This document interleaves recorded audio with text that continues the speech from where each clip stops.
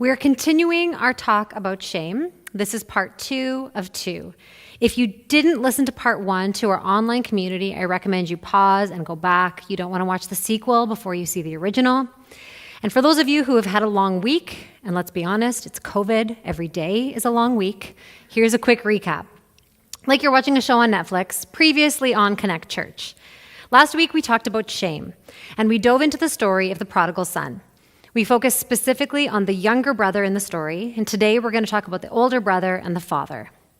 So today, when we officially start the message, this is still the introduction, we will begin with a story of unintentional, negligent parenting. We're going to then roll into another story. This one's from the Bible. Look at me go. This one is also about parenting. Then we're going to ramp it up into judgment and anger, and then eventually move into compassion. I'm also going to put in a quick little jab at the patriarchy, like one of those cuts that you don't even notice until you see the blood.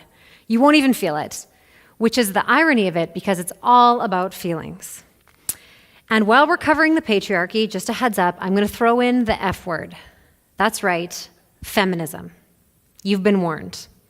We're going to cover empathy with a touch on racism and homophobia. We're going to talk about parenting. For those of you who are with us who don't have kids, you can't skip over. This section is also for you. You need to tune in.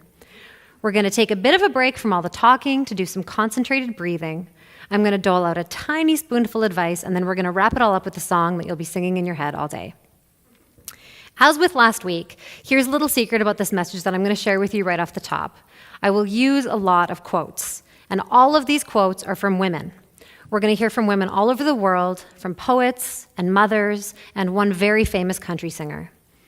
The one exception to this all-woman rule is when I use quotes from the Bible. But most of the quotes from the Bible are actually from Jesus, who was fully human and fully God, and I personally don't believe that God is gendered, so I would say that gets a pass.